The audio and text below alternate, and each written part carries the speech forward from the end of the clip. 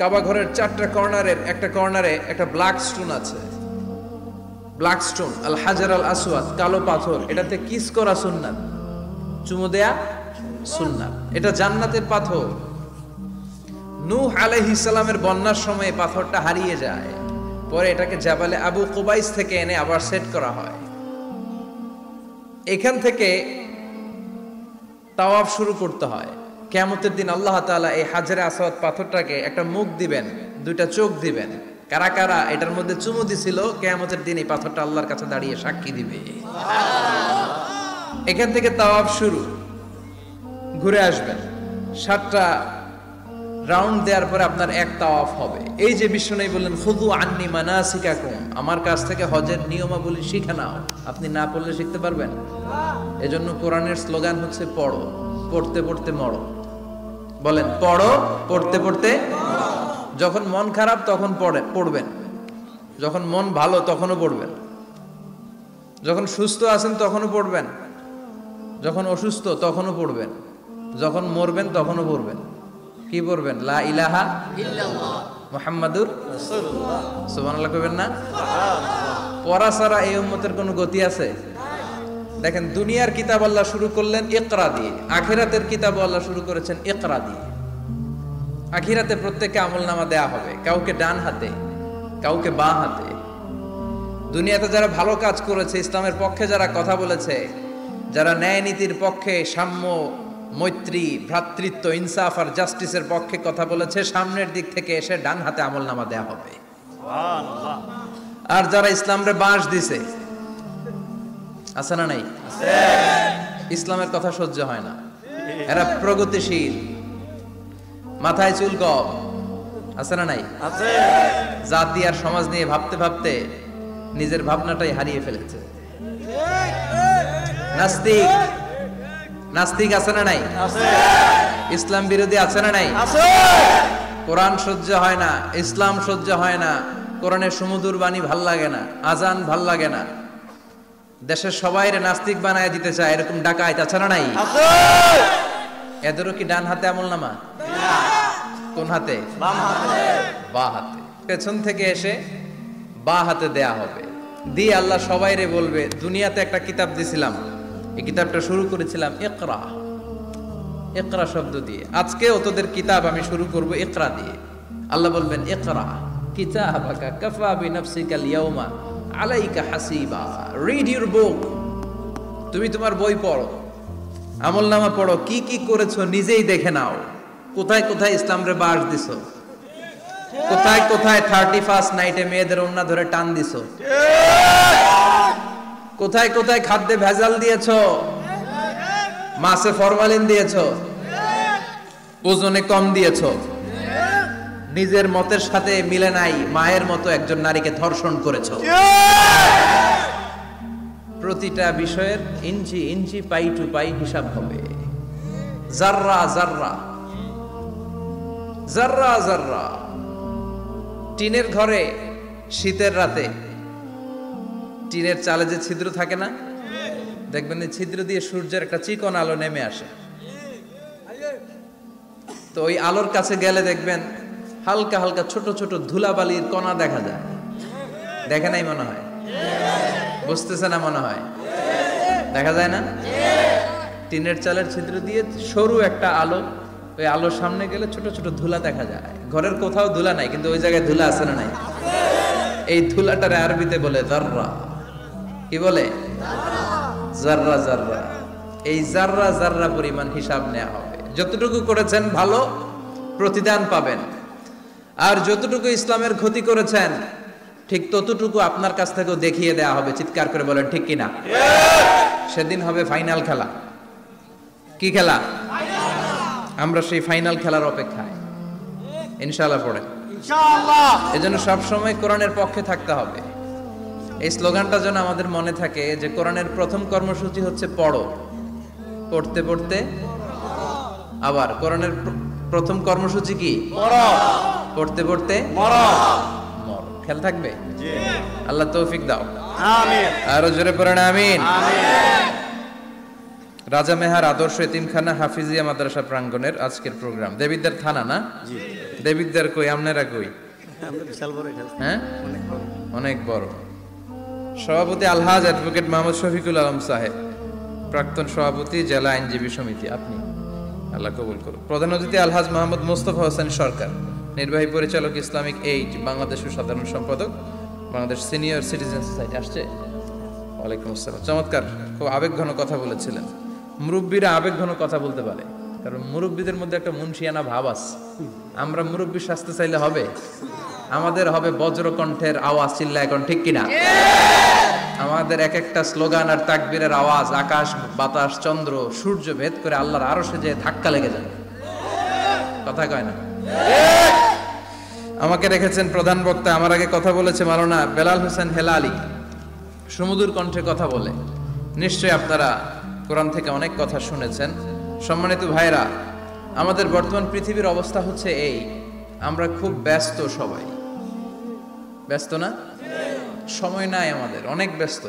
আমরা যে পৃথিবী থেকে চলে যাব এটা ভাববারও সময় নাই, আল্লাহর সময় দেওয়ার সময়টাও নাই। আমাদের স্পিরিচুয়ালিটি, আমাদের মোরালিটি, আমাদের ethical level is going down. আমাদের আধ্যাত্মিকতা, নৈতিকতা, আল্লাহর প্রতি আস্থা এবং অগাধ বিশ্বাস দিন দিন যাচ্ছে নিচের দিকে। তার বিপরীতে আমাদের গ্রিড, আমাদের জেলাসি, আমাদের অ্যারোগেন্স, আমাদের এগো is going up, it's increasing day after day. আমাদের অহংকার, আমাদের দুনিয়ার লোভ, আমাদের দাপট দেখানোর মেন্টালিটি, এগুলো দিন দিন উপরের দিকে যাচ্ছে। এই তাফসির মাহফিলগুলো অ্যারেঞ্জ করার মূল উদ্দেশ্য হচ্ছে এই সিকোয়েন্সটাকে ঘুরিয়ে দেয়া, অর্থাৎ আমাদের আধ্যাত্মিকতা যেন বাড়ে, কোরআনের টাচে এসে আমরা যেন আল্লাহওয়ালা হতে পারি। কথা বলে? আমরা আল্লাহওয়ালা হতে এসেছি আজকে। কি হতে? সবাই বলেন আল্লাহওয়ালা। আল্লাহ তুমি আল্লাহওয়ালা হিসেবে কবুল করো, আমিন।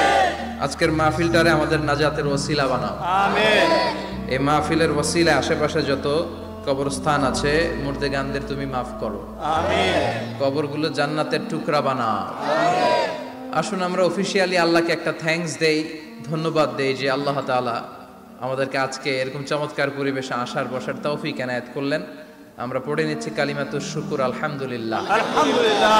সবাই পড়েন রব্বানা লাকাল হামদ, রব্বানা লাকাল হামদ, হামদান কাসীরান, হামদান কাসীরান, তাইয়িবান, তাইয়িবান, মুবারাকান ফীহি, মুবারাকান ফীহি, ইয়া রাব্বি, ইয়া রাব্বি, লাকাল হামদু, লাকাল হামদু, কামা ইয়ানবাগি, কামা ইয়ানবাগি, লিজালালি ওয়াজহিকা, লিজালালি ওয়াজহিকা, ওয়া আযীমি সুলতানিকা, ওয়া আযীমি সুলতানিকা, লাকাল হামদু বিল ঈমান, লাকাল হামদু বিল ঈমান, লাকাল হামদু বিল ইসলাম, লাকাল হামদু বিল ইসলাম, লাকাল হামদু বিল কুরআন, লাকাল হামদু বিল কুরআন। আজকের মাহফিলে এসে খুশি না বেজার? খুশি। কম না বেশি? বেশি। সবাই খুশি? খুশি। তাকবীর পড়েন, আল্লাহর একটা ডাক দেন, বলেন ইয়া আল্লাহ। অফিশিয়ালি আমরা এটা দিলাম। গোটা বিশ্বে এখন হাফেজে কোরআনের সংখ্যা 1 কোটি ছাড়িয়ে যাচ্ছে। 1 কোটিরও বেশি হাফেজে কোরআনের সংখ্যা। এবং এই কোরআনটা পড়া, এই কোরআনটা বুঝা, এই কোরআনটাকে হেফজ করে সিনায় রাখাকে সহজ করে দিয়েছে কে? আল্লাহ। ওয়ালাকাদ ইয়াসসারনাল কুরআনা লিযিকর ফাহাল মিন মুদ্দাকির। I have made this holy Quran very easier for you to read, to understand and to memorize in your heart. কোরআন তুমি পড়তে চাও, সহজ। সহজ না কঠিন? কোরআন বুঝতে চাও, সহজ না কঠিন? কোরআন হেফজ করে হাফেজদের কাতারে নাম লেখাতে চাও, সহজ না কঠিন? কঠিন হইলে এই ছেলেগুলো পারতো? কথা বলেন, পারতো না। এজন্য কোরআনের সাথে সম্পৃক্ততা বাড়াতে হবে। Quran is not for your bookshelf, Quran is for yourself. Quran এসেছে আপনাকে আলোকিত করতে, কিন্তু আমরা কোরআনটাকে শুধু বুক সেলফের মধ্যে সীমাবদ্ধ করে রেখেছি। তাও নিচের তাকে রাখেন, একেবারে উপরের তাকে, যাতে কেউ নাগাল না পায়, যাতে কেউ ধরতে না পারে। আর কোরআনের কপিগুলোর উপরে মাকড়সার বাসা আছে না নাই?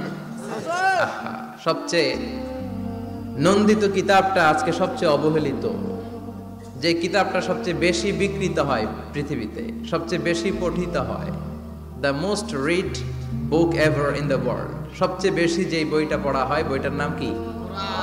এমন কোনো মুহূর্ত নাই যে মুহূর্তে কোরআনের তেলাওয়াত হয় না। আপনারা কি মনে করেন জোহরের নামাজের সময়টা মাগরিবের সময়টা সারা ওয়ার্ল্ডে একরকম?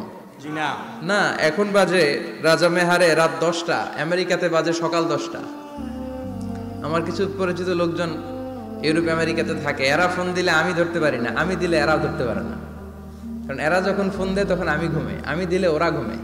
সুবহানাল্লাহ কইবেন না? কি আজীব তামাশা।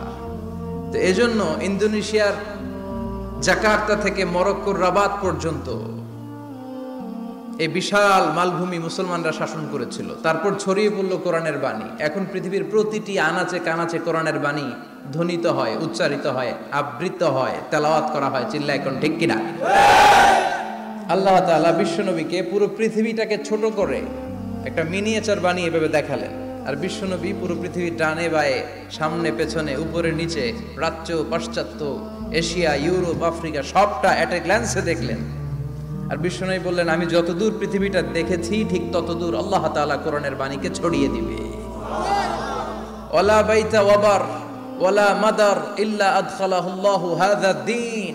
এমন কোন ছনের ঘর থাকবে না, টিনের ঘর থাকবে না, দোচালা ঘর থাকবে না, এমন কোন কন্ডোমিনিয়ামস থাকবে না, এমন কোন টাওয়ার থাকবে না, এমন কোন জঙ্গল থাকবে না, এমন কোন ভূখণ্ড থাকবে না যেই ভূখণ্ডে আল্লাহর কোরআনের তেলাওয়াত উচ্চারিত হবে না। চিল্লায় বলেন ঠিক কিনা? এজন্য এই কোরআনের সাথে বিরোধিতায় গেলে আমাদের লস, ঠিক কিনা? আর কোরআনের পক্ষে থাকলে আমাদের লাভ, দুনিয়াতেও লাভ, আখিরাতেও লাভ। কোরআন পড়লে আপনার জীবনটারে আলোকিত করে দিবে কে? যারাই কোরআন পড়ে তারা শিক্ষিত হয় না মূর্খ হয়? প্রমাণ কি, দলিল কি? কোরআনের প্রথম কথাই হচ্ছে শিক্ষিত হও।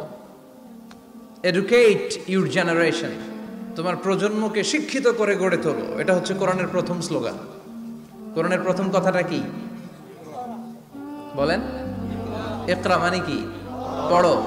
আল কোরআনের প্রথম বাণী পড়ো, আল হাদিসে নবীর কথা পড়ো। আল কোরআনের প্রথম বাণী পড়ো, আল হাদিসে নবীর কথা পড়ো। পড়ে পড়ে শেখো, শিখে শিখে তুমি তোমার নিজের জীবন গড়ো। পড়েন আল্লাহু আকবার।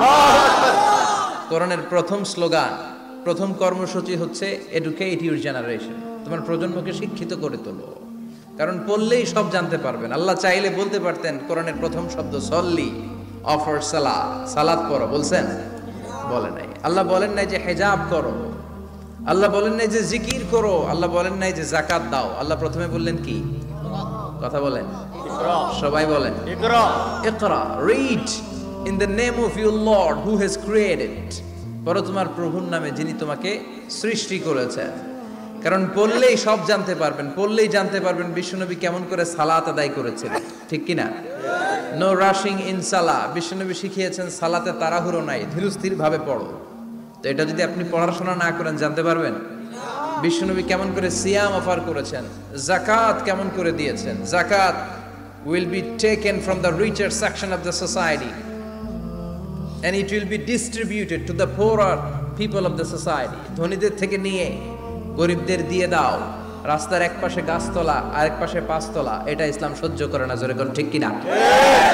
তো আপনি যদি না পড়েন জানতে পারবেন? হিজাব করতে হবে। A woman should cover her whole body except his hand and his face. তার চেহারা আর হাত ছাড়া সবটা ঢেকে রাখতে হবে। উত্তম হচ্ছে চেহারাও ঢেকে রাখা, কারণ চেহারা হচ্ছে সৌন্দর্যের রাজধানী, ক্যাপিটাল অফ দ্য বিউটি, ঠিক কিনা? চেহারা দেখলেই বোঝা যায় একটা নারী কতটা সুন্দর। তার সৌন্দর্য, তার বিউটি, তার চেহারার সবকিছু একটা গ্ল্যান্সে দেখলেই বোঝা যায়। তো এই জন্য আপনি যদি না পড়েন আপনি জানতে পারবেন না যে আপনার মেয়েকে কিভাবে আপনি শালীন পোশাকে বড় করবেন। বিশ্বনবী বলেছেন, খুযু আন্নি মানাসিকাকুম, আমার থেকে হজের নিয়মগুলো জেনে নাও। রুকনুল হাজারিল আসওয়াদ, I consider this program as a class. Class মনে করি, আই কনসিডার দিস তাফসির অ্যাজ এ ক্লাস। তো উত্তর করতে হবে। টিচার প্রশ্ন করলে কি করতে হয়? উত্তর করলে আমরা কিছু শিখে যেতে পারবো। ইমানের একটা চেতনা লাগবে। ঘুমায় পড়লে হবে না। ঘুমায় থাকে যারা, ওই শ্রোতাদেরকে আমি বক্তব্য শোনাই না। আমি বক্তব্য শোনাই যারা জেগে থাকে, যাদের ইমান জ্বলে ওঠে, ঠিক কিনা? যে ইমান প্রয়োজনে জ্বলে ওঠে না, যে ইমান সত্য ন্যায়ের কথা বলে না, যে ইমান প্রয়োজনে জ্বলে ওঠে না, যে ইমান সত্য ন্যায়ের কথা বলে না, যে ইমান বাস্তবে নাই, যে ইমান অন্তরে নাই, মুখে শুধু ফাঁকা বলি, কি করে তারে বলো ইমানে বলি, কি করে তারে বলো ইমানে বলি, কি করে তারে বলো ইমানে বলি, ঠিক কি না? যে ইমান দিন কায়েমের আন্দোলনের ধার ধারে না, যে ইমান পোশাকধারী কোরআন হাদিস তাও পড়ে না, যে ইমান খাজার নামে মাজার গড়ে ফুলুস কামায়, আছে আছে রাজা মেহারে নাই আছে, এগুলোর সাথে আমাদের কোনো সম্পর্ক না। কবরে পড়ে থাকা ব্যক্তির কাছে কিছু চাওয়া যাবে না, চাইতে হবে একজনের কাছে, তিনি কে? আল্লাহ। যে ইমান দিন কায়েমের আন্দোলনের ধার ধারে না, যে ইমান লেবাসধারী কোরআন হাদিস তাও পড়ে না, যে ইমান খাজার নামে মাজার গড়ে ফুলুস কামায়, যে ইমান শিরকিয়াতের আমল করে ভীত না হয়, যে ইমান বাস্তবে নাই, যে ইমান ময়দানে নাই, মুখে শুধু কথার কলি, কি করে তারে বলো ইমানে বলি, কি করে তারে বলো ইমানে বলি, কি করে তারে বলো ইমানে বলি, ঠিক কি না? এজন্য মুমিন জ্বলে উঠবে আপন শক্তিতে। এখন রবির এরা কয় জ্বলে উঠুন আপন শক্তিতে, আপন শক্তিতে জ্বলে উঠবে ইমানদারেরা ইমানের তেজে, চিল্লায় বলেন ঠিক কিনা? সূরার নাম সবাই বলেন আরো জোরে, সূরাতুল জুমআ। এটা মাদানী সূরা। কি সূরা? মাদানী সূরা। বিশ্বনবীর লাইফের দুইটা ইনিংস, একটা মাক্কি ইনিংস আর একটা মাদানী ইনিংস। মাক্কি ইনিংস 13 বছর, কয় বছর? মাদানী ইনিংস 10 বছর, কয় বছর? মনে থাকবে? এটা বিশ্বনবীর সেকেন্ড ইনিংসে নাজিল হয়েছে, সুবহানাল্লাহ কইবেন না? মাদানী ইনিংসে নাজিল হয়েছে এই সূরা, মাক্কি ইনিংসে নয়। বিশ্বনবীর মাক্কি জীবন আর মাদানী জীবনের কিছু পার্থক্য আছে। মাক্কি জীবনে বিশ্বনবী খুব নীরব ছিলেন, চুপিসারে তাওহীদের কথা বলতেন। মাক্কি জীবনে বিশ্বনবী সবচেয়ে বেশি ফোকাস দিয়েছেন তাওহীদের প্রতি। কিসের প্রতি? তাওহীদেরই মুর্শিদ আমার মুহাম্মাদের নাম বলো, মুহাম্মাদের নাম, আল্লাহর নাম জপলে বুঝতে পারি আল্লাহরই কালাম বলো, মুহাম্মাদের নাম। ওই নামেরই রশি ধরে যাই আল্লাহর পথে, ওই নামেরই ভেলায় চড়ে ভাসি নূরের স্রোতে, ওই নামের বাতি জেলে দেখি আরশের মুকাম বলো, মুহাম্মাদের নাম। তাওহীদেরই মুর্শিদ আমার মুহাম্মাদের নাম বলো, মুহাম্মাদের নাম। পড়েন আল্লাহু আকবার। মাক্কি ইনিংসের কর্মসূচি ছিল তাওহীদ, ছিল রিসালাত, ছিল আখিরাত, এগুলোর কথা বিশ্বনবী বুঝিয়েছেন। আর মাদানী ইনিংসে বিশ্বনবী সশস্ত্র সংগ্রাম করেছেন। ইসলাম শান্তিপূর্ণ ঠিক আছে, কিন্তু ইসলামের পিঠ যখন দেয়ালে লেগে যায় তখন ইসলামেরও সামনে বাড়ানোর দরকার আছে না নাই? যে ঈমান প্রয়োজনে জ্বলে ওঠে না, জ্বলে উঠেছিলেন বিশ্বনবী আপন শক্তিতে, ঠিক কি না? তো এটা মাদানী ইনিংসের সূরা, এটা মাক্কি জীবনের সূরা নয়। আমার এই আঙ্গুলের সাথে এই আঙ্গুলের ছাপের কোনো মিল নাই। আয়াহসাবুল ইনসানু আল্লান নাজমা ইযামা বালা কাদিরিনা আলা আন নুসাউবিয়া বানানা। আল্লাহ বলেন, গোলাম তুমি মনে করেছো তোমার হাড্ডি গুড্ডি পচে যাবে, তোমাকে আমি একত্রিত করে আবার বানাতে পারবো না? বানানো তো অনেক দূরের কথা, আমি তো তোমার আঙ্গুলের ছাপগুলো সংরক্ষণ করে রেখেছি। চিল্লায় পড়েন আল্লাহু আকবার। 1880 সালে স্যার ফ্রান্সিস গাল্টন নামে একজন বিজ্ঞানী তিনি আবিষ্কার করেছেন যে আমাদের আঙ্গুলের ছাপগুলো আলাদা, ফিঙ্গারপ্রিন্ট আলাদা। এই 10টা আঙ্গুলের একটার সাথে আরেকটার কোনো মিল নাই। এই পৃথিবীতে যদি 600 কোটি মানুষ হয় তাহলে 6000 কোটি আঙ্গুল, একটা আঙ্গুলের সাথে আরেকটা আঙ্গুলের ছাপের মিল আছে? যারা সিগনেচার দিতে পারে না এরা কি দেয়? টিপসই দেয়। সুবহানাল্লাহ। কি ম্যাজিক আল্লাহ আঙ্গুলে রেখে দিয়েছে, একটা আঙ্গুলের ছাপের সাথে আরেকটা আঙ্গুলের ছাপের মিল নাই। এখন এই বায়োমেট্রিক অথেন্টিকেশনের জন্য অনেক জায়গায় দিতে হয়। ইমিগ্রেশন পাস করবেন, গিভ ইউর ফিঙ্গারপ্রিন্ট। ভিসা করবেন, Schengen visa, European visa, provide your fingerprint first. Canadian এম্বাসিতে গিয়েছিলাম, সব আঙ্গুলের আলাদা আলাদা ফিঙ্গারপ্রিন্ট রেখেছে। এখন এটা অথেন্টিকেশনের জন্য সিকিউরিটি পারপাস খুব গুরুত্বপূর্ণ। কিন্তু 1500 বছর আগে, 1880 মানে কি 200 বছর তো না, 200 বছর আগে বিজ্ঞানীরা আবিষ্কার করলো। 1500 বছর আগে সূরাতুল কিয়ামার ভিতরে ফিঙ্গারপ্রিন্টের কথা বলেছে কে? আল্লাহ। আর পায়ের টারে বলে ফুটপ্রিন্ট। এটা প্রাণীদের ক্ষেত্রে প্রযোজ্য, কারণ প্রাণীদের আঙ্গুল নাই, আছে? ওদের আছে পা। বাঘের কয় পা? কথা কয় না, 4 পা। বাঘের হাত কয়টা? হাত নাই, ওদের পা। ফলে ওদের ফুটপ্রিন্ট লাগে। সুন্দরবনে কয়টা বাঘ আছে এটার একটা হিসাব আছে। কি করে বলে, কেমন করে হিসাব করে? বাঘের কাছে যে গুনে, চেহারা তো একরকম, একটার 3 বার গুনে। কথা গনে কিভাবে গনে? তাহলে বাঘসুমারি হয় কিভাবে? ফুটপ্রিন্ট, পায়ের ছাপ। একটা বাঘের পায়ের ছাপের সাথে আরেকটা বাঘের পায়ের ছাপের কোনো মিল নাই। আবার কাবা ঘরের পাশে একটা ছোট্ট জায়গা আছে, এই জায়গার মধ্যে রব্বুল আলামিন সব নবীদের পিতা সাইয়েদনা ইব্রাহিম আলাইহিস সালামের ফুটপ্রিন্ট রেখে দিয়েছেন। ওয়াত্তাখিযু মিম মাকামি ইব্রাহিম মুসাল্লা, সাইয়েদনা ইব্রাহিমের দাঁড়ানোর জায়গায় তোমরা নামাজের জায়গা করে নাও। আল্লাহু আকবার। সাইয়েদনা ইব্রাহিম আলাইহিস সালামের পায়ের ছাপ আছে কিন্তু মাকাম ইব্রাহিম। আর সাইয়েদনা আদম আলাইহিস সালামের পায়ের ছাপ আছে অ্যাডামস পিকে, শ্রীলঙ্কার ওই পাহাড়ে। তো যেদিন আদম আলাইহিস সালামকে আল্লাহ ওখানে পাঠিয়ে দিয়েছিলেন ওই দিনটা ছিল জুমার দিন। সুবহানাল্লাহ নাই? সুবহানাল্লাহ। সুবহানাল্লাহ বাড়িতে যায় বলেন, চিল্লায় পড়েন আল্লাহু আকবার।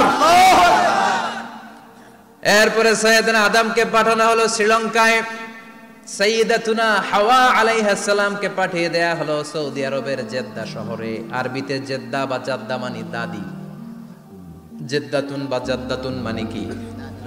দাদি। হাওয়া আলাইহিস সালাম আমাদের সবার দাদি, ঠিক কিনা? ওনার নামে এই শহরের নাম। বছরের পর বছর সাইয়েদনা আদম আলাইহিস সালাম এবং হাওয়া আলাইহিস সালাম আল্লাহর কাছে ক্ষমা চাইলেন, আল্লাহ ভুল করে নিষিদ্ধ গাছের ফল খেয়েছি, তুমি মাফ করে দাও। আল্লাহ বললেন, আদম কয়েকটা কালিমা শিখিয়ে দেব, এই কালিমাগুলো পড়ে আমার কাছে দোয়া করো, আমি কবুল করে নিব। আল্লাহু আকবার।